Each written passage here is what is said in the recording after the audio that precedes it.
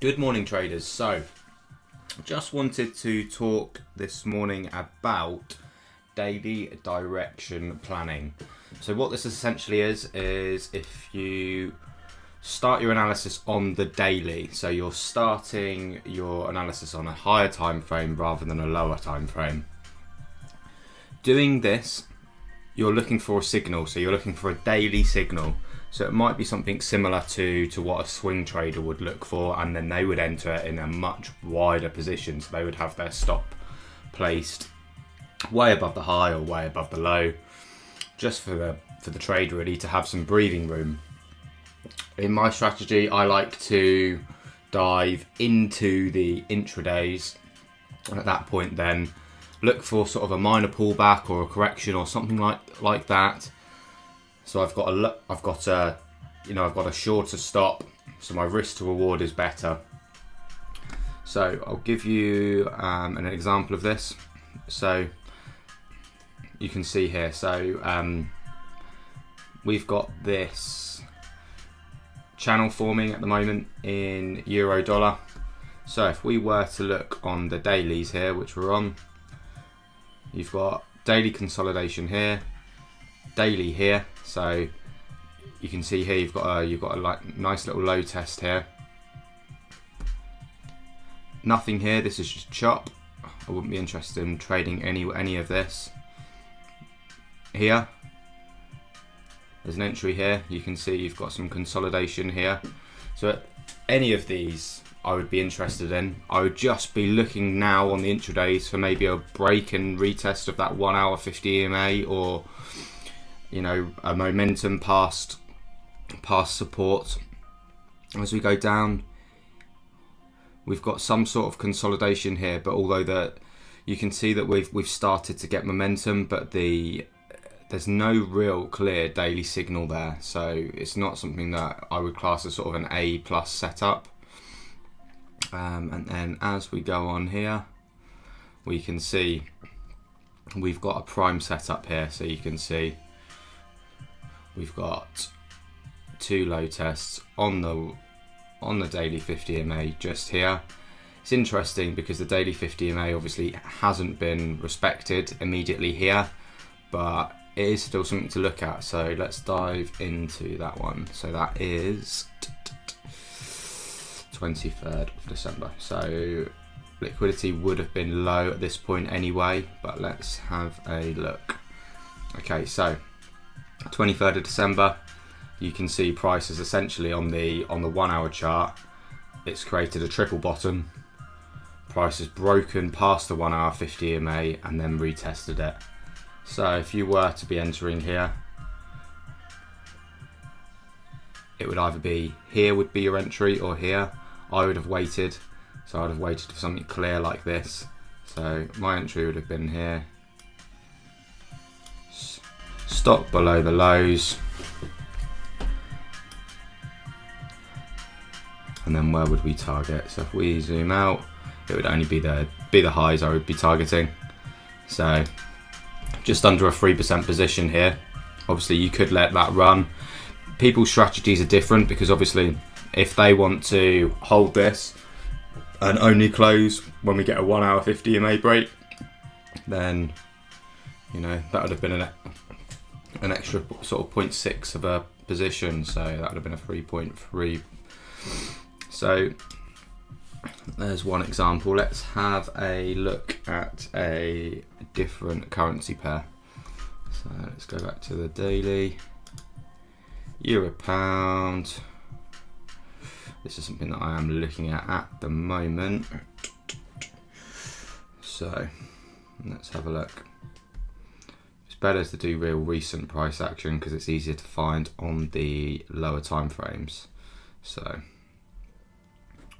what have we got here? So we've got sort of this downward sloping trend line here. It's more of a zone, but it's something that I've got just drawn in. And if we look here on the weekly, it sort of makes a bit more sense. So naturally that would have been an area of interest. And what have we got on the daily? We've got one low test on there, so let's have a look on the 1 hour. So that was the 16th of December here.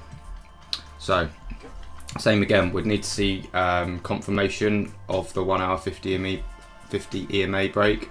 So that wasn't enough. That was the low test forming here, and then we've got the entry here. So this wouldn't be enough because it hasn't broken the 1 hour 50 EMA. That wouldn't be enough for me either because that is just noise. It's broken it. That could be an entry for someone, but not for me. Maybe if you dive down on sort of the 15-minute chart, it might be clearer. So my entry would have actually been here. So here, below the recent low, and then we'll be targeting the recent highs on this. The reason why it would be the recent highs is because when you look on the daily or on the weekly, there is still chop. There's no long-term target for these pairs. In my opinion, the move has already happened on euro dollar, euro pound. We've had a huge bearish run, and just waiting for something obvious for it to either break out of a trend line like this or go lower. Last one, so let's have a look at another pair, which is CAD yen. So CAD yen, there's absolutely loads. You'll find that different pairs react to trend lines in different ways. But you'll find with CAD yen, there's always a lot of consolidation. So sometimes the first low test isn't necessarily the best entry. So at this point here, you can see you've got 1 point, 2 points. So third touch here, there'd be an entry in there, and then same again here, same again here. So if we have a look here on this one here on the 9th of December, because we can see, let's just zoom in a little bit more. So you've got a nice low test. The only downside to this is it closed below the daily 50 EMA, but then you could argue that the daily 50 EMA hasn't been respected at all with this pair. So let's have a look on the 1 hour. What did we say? The 9th here. So same again, you can see you've got that break and then the retest of that 1 hour 50 EMA. If you weren't confident taking it then, you can see we've broken out and then we've retested here.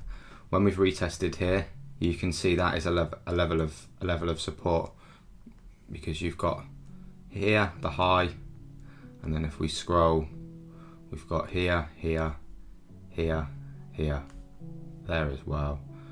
I'm sure if you zoom out further it will go. So exactly the same again. Let's just have a look. So if we were to be entering here, stop below the low, so a 30 pip stop, and then we would target just recent highs, so something around there. So again, 3% position. So that's just 3 positions.